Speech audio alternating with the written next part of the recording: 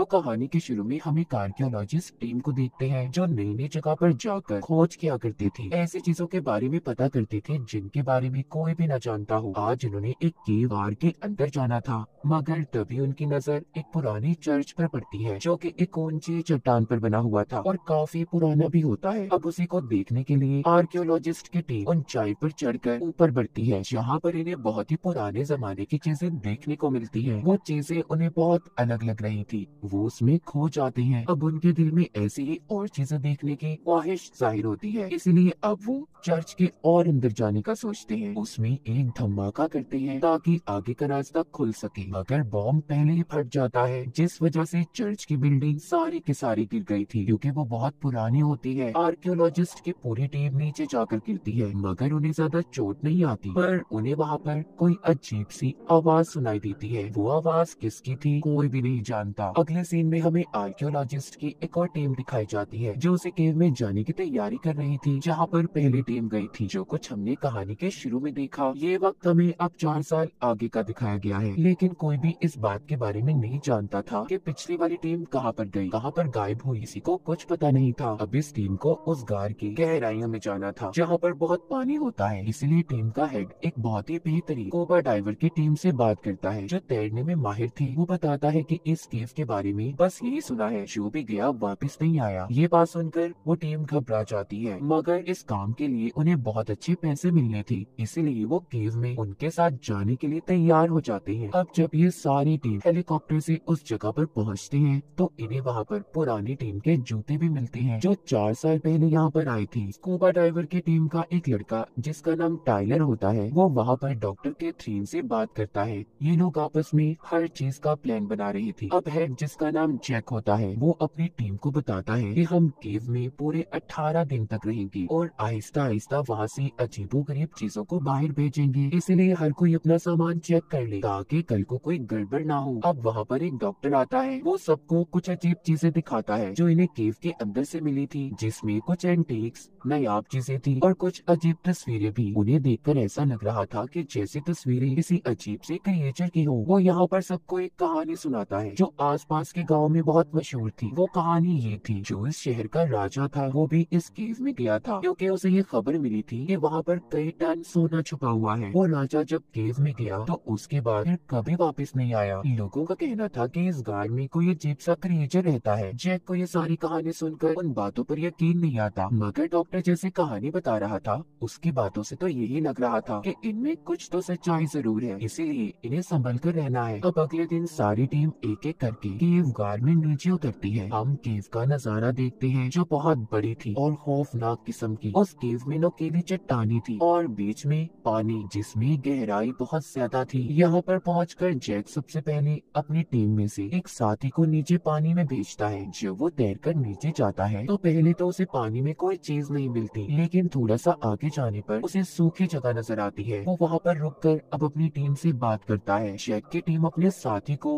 Monitor screen पर देख रही थी, तभी उनके साथी के पास किसी अजीब सी किस्म का जानवर आता है जिसके साथ वो खेलने लगा था क्योंकि वो काफी नरम था। ये सब कुछ जैक की टीम के लोग भी देख रहे थे, इसलिए अब वो अपने साथी को पानी की गहराई में थोड़ा और अंदर जाने का कहती है। जब जैक का साथी पानी की गहराइयों में थोड़ा और अंदर जाता है तो उसे कुछ हलचल महसूस होती है। इस बारे में वो अपनी टीम को भी बताता है, पर अचानक से जैक का साथी डर गया था, उसकी लाइन भी कट जाती है। जैक की टीम अब अपने साथी को नहीं देख पा रही थी। सभी टीम मेंबर्स डर गए थे और सोचते हैं कि आखिर अचानक से हुआ क्या। इसलिए अब सब कहते हैं कि हमें एक साथ पानी की गहराई में नीचे जाना चाहिए, मगर जैक कहता है नहीं, अभी नहीं। अब वो अपने दूसरे साथी को जाने का बोलता है ताकि वो जाकर अपने पहले साथी के बारे में पता कर सके। टाइलर जो कि जैक का भाई था, जिसको हमने कहानी के शुरू में भी देखा, वो फिर से जैक से कहता है कि हमें सबको मिलकर जाना चाहिए, पता करने के अंदर क्या हो रहा है, आखिर क्या खतरा है। इसलिए जैक टाइलर की बात को मान लेता है। अब ये आधे लोग पानी की गहराई में जाते हैं। बीच में जो जो इन्हें नायाब चीजें नजर आ रही थी उनके साथ साथ तस्वीरें भी ले रही थी, और जो कुछ अनमोल चीजें इन्हें मिलती है उन्हें अपने पास भी रख लेते हैं। थोड़ी देर बाद ये उस जगह पर पहुंच जाते हैं जहाँ पर आखिरी बार इन्होंने अपने साथी को देखा था। वहाँ पर उन्हें अपने साथी का सामान तो मिलता है पर वो गायब था। सब कुछ देखकर ऐसा लग रहा था कि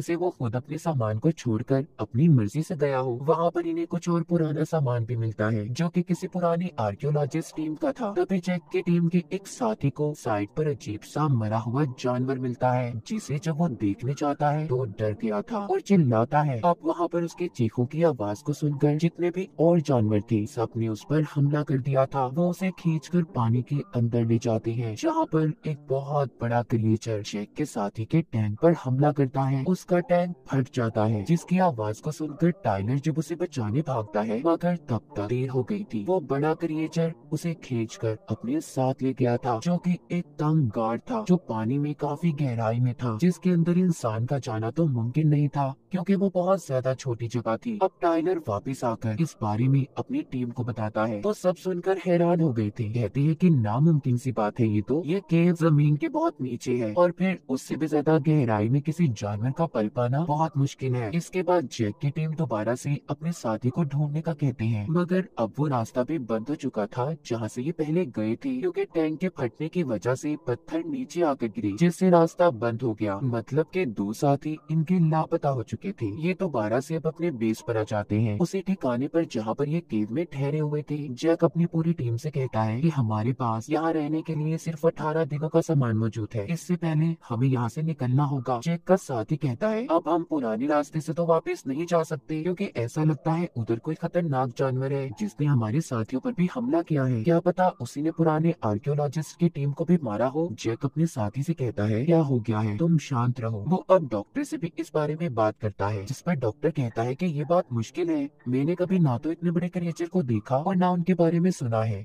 अब जैक अपने साथी को लेकर रास्ता ढूंढने निकल जाता है। उधर टाइलर की अपने एक साथी के साथ लड़ाई हो गई थी। वो साथी टाइलर को इसलिए मार रहा था क्योंकि उसका कहना था कि हमारा साथी तुम्हारी वजह से मरा, अगर तुम्हें आवाज आई थी तो जाकर तुम उसे बचा भी सकते थे, पर तुमने जानबूझकर ऐसा कुछ नहीं किया। अब तभी उनकी टीम की एक लड़की आकर उन्हें लड़ाई से रोक लेती है। डॉक्टर उधर उस मरे हुए जानवर के बारे में टेस्ट करता है, वो उसे माइक्रोस्कोप पर देखते हैं। दूसरी तरफ जैक जो कि रास्ता ढूंढने निकला हुआ था, उस पर भी एक जानवर ने हमला कर दिया था, जिससे जैसे तैसे करके जैक बच जाता है और जल्दी से वापस अपनी टीम के पास आता है। उसकी कमर पर उस जानवर के नाखूनों के निशान थे। उसका एक टेंटिकल जैक के साथ ही आ गया था। टीम के लोग जैक से उसे अलग करते हैं और अब ये मिलकर उस टेंटिकल पर टेस्ट करते हैं। इनकी टीम में जो डॉक्टर कैथरीन थी वो बताती है कि ये किसी किस्म का पैरासाइट है, जमीन में रहने वाला कीड़ा। इनका काम मरे हुए इंसानों को खाने का है। इनके सूंघने और सुनने की ताकत बहुत तेज होती है, मगर ये इतना बड़ा कैसे हो सकता है? अजीब बात है। डॉक्टर कहते हैं कि हो सकता है यहाँ पर ये कई अरसे से पल रहे हो और ये केव कितनी पुरानी है किसी को भी इस बारे में नहीं पता। सब सुनकर जैक कहता है हमें जल्दी ही यहाँ से निकलना चाहिए, मगर उसके साथी उसे अभी रुकने का कहती है, क्योंकि उस जानवर के नाखून लगने की वजह से उसकी कमर से खून निकल रहा था। डॉक्टर भी उसे मना करते हैं, मगर वो नहीं मानता और सबको अपने साथ लेकर एक दूसरे रास्ते की खोज में निकल जाता है जहाँ से बाहर जाया जा सके। अब सभी एक साथ आगे बढ़ रहे थे कि तभी रास्ते में जाते हुए इन्हें पुरानी आर्कियोलॉजिस्ट की टीम की हड्डियां मिलती हैं, जिनमें उसी जानवर के दांतों के निशान थे जिसने जैक को भी काटा था। सारी टीम जैक की बात को मानकर आगे बढ़ रही थी, मगर अब जैक की चोट बढ़ने लगती है। जब ये सब एक चट्टान पर चढ़ रहे थे तो जैक का साथी कहता है कि मुझे लगता है हम गलत रास्ते पर चल रहे हैं, क्योंकि मुझे कोई पानी की आवाज नहीं आ रही। मगर जैक कहता है तुम चलते रहो, मुझे आ रही है। थोड़ा ऊपर पहुंचने पर इन्हें पानी मिल जाता है। जैक अब उसके अंदर फेयर गन को डालकर देखता है कि पानी कितना गहरा है। उसे पता चलता है कि पानी नीचे बह रहा है। वो अपने साथियों से कहता है कि कुछ देर हम यहाँ पर आराम करेंगे, जिसके बाद हम इस पानी में उतरेंगे। तभी यहाँ पर उसके एक साथी से लड़ाई हो जाती है, क्योंकि वो इस मुसीबत की घड़ी में भी हर चीज को रिकॉर्ड कर रहा था। अब सब आराम करने बैठ जाते हैं। जैक को अजीब से दूरी पड़ रही थी। उसके साथी उसके बारे में दूर बैठे बात करते हैं, कहते हैं कि अब हमें जैक की फिक्र हो रही है, उसे कभी भी इतना गुस्सा नहीं आया था। उधर दूर बैठा जैक अपने सभी साथियों की बातों को सुन पा रहा था। ऐसा इसलिए था क्योंकि उसके जिस्म में बदलाव पैदा हो रही थी। उस जानवर के काटने की वजह से उसकी सूंघने और सुनने की ताकत भी तेज हो गई थी। क्या जैक भी वैसा ही जानवर बनने वाला था या कुछ और? अब खैर ये आराम करने के बाद निकल पड़ते हैं। आगे वाटरफॉल झरना था। जैक सबसे कहता है कि हमें इस झरने को पार करना है। कैथरीन कहती है नहीं जैक, मुझे ये रास्ता गलत लग रहा है, मगर जैक उसकी बात को नहीं मानता और सबको अपने पीछे आने का कहता है। जब सभी कूद रहे थे तो तभी कैथरीन का पाँव किसी चीज ने पकड़ लिया था, मगर थोड़ी देर बाद छोड़ देता है। कैथरीन भी जल्दी से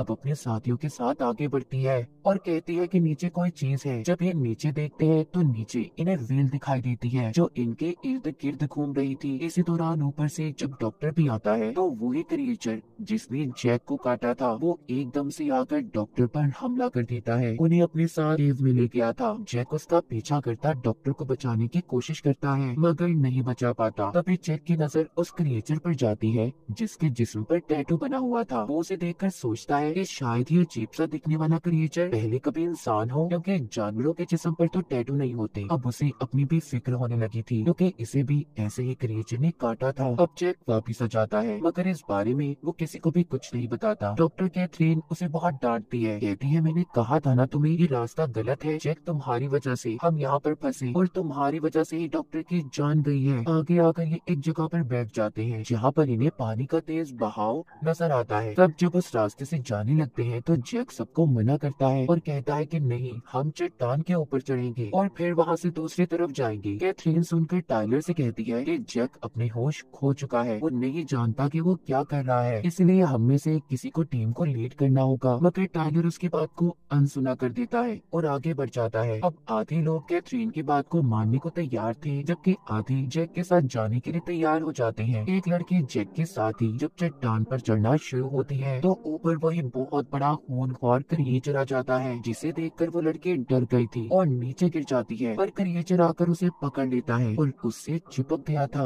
अब उस लड़की के पास कोई और रास्ता नहीं था, इसीलिए वो अपने सिलेंडर को ब्लास्ट कर देती है जिससे उसकी भी मौत हो गई थी। जैक उसकी लाश को उठा कर लाता है। सब बहुत ज्यादा दुखी थे क्योंकि एक एक करके ये अपने साथियों को अपनी आंखों के सामने मरता देख रहे थे। जैक के जिस्म में भी बदलाव होना शुरू हो जाते हैं। कैथरीन और जैक की अब बहस हो जाती है जिस वजह से इनके दो ग्रुप्स बन गए थे। जैक, टाइलर और इनका एक साथी एक ग्रुप में थी जबकि कैथरीन के साथ उसकी बाकी की टीम के लोग थे। जैक अपनी टीम को चट्टानों के ऊपर से ले जा रहा था। वो लोग एक ऐसी जगह पर पहुंच जाते हैं जहां पर हजारों की तादाद में कंकाल ढांचे पड़े थे। ये वही जगह थी जहां पर राजा अपनी फौज के साथ सोना लेने आया था मगर वो भी इस क्रिएचर से बच नहीं पाया और मारा गया, जिसके बाद इस केव को बंद कर दिया गया। वहीं पर जैक को एक जगह से ठंडा पानी आता दिखाई देता है। ये समझ गए थे कि यहाँ से बाहर निकलने का रास्ता है। जैकब सबको जब बुलाने जा रहा था तो उसे एकदम से फिर कुछ होता है। ये देखकर टाइलर कहता है तुम यहाँ पर रुको, मैं बुलाने चाहता हूँ। दूसरी तरफ कैथरीन जो कि क्रिएचर से बचते बचाते अपनी टीम के साथ आगे बढ़ रही थी, तभी एक साथी को क्रिएचर पकड़ लेता है। कैथरीन और उसके दूसरे साथी वहाँ से भागती हैं। इन्हें टाइलर ने भी ढूंढ लिया था और जल्दी से कैथरीन और उसके साथी को लेकर जैक के पास जाता है। जैक अब सबको बताता है कि तुम्हें इस पानी के रास्ते से आगे जाना होगा, मगर वहाँ पर भी इन्हें बहुत से क्रिएचर्स का सामना करना पड़ता है। वो क्रिएचर जो कि सालों से यहाँ पर रह रहे थे वो सारे अब जाग जाते हैं। तभी ये अपनी जान बचाने के लिए जब पानी में छुपने की कोशिश करते हैं मगर नहीं बच पाते। क्रिएचर ने उन्हें देख लिया था। जैक उन क्रिएचर्स का मुकाबला करता है, एक एक क्रिएचर को मार रहा था क्योंकि उसके अंदर भी अब उन्हीं का खून था और एक बॉम्ब को लेकर क्रिएचर के साथ पानी में कूद जाता है। बॉम्ब ब्लास्ट हो गया था। बाकी बचे हुए लोग जैक के बताए हुए रास्ते से नदी से बाहर आ जाते हैं। अब कहानी हमें एक साल आगे की दिखाई जाती है जहाँ पर कैथरीन और टाइलर मिलते हैं। टाइलर कहता है कि मैं अपने भाई को बहुत याद करता हूँ। वो यहाँ पर जैक की बात कर रहा था जिसके बारे में कोई भी नहीं जानता वो जिंदा था या मर गया। अब टाइलर कहता है लेकिन अगर वो हमारे साथ आ भी जाता तब भी जिंदा नहीं रह पाता। कैथरीन कहती है नहीं,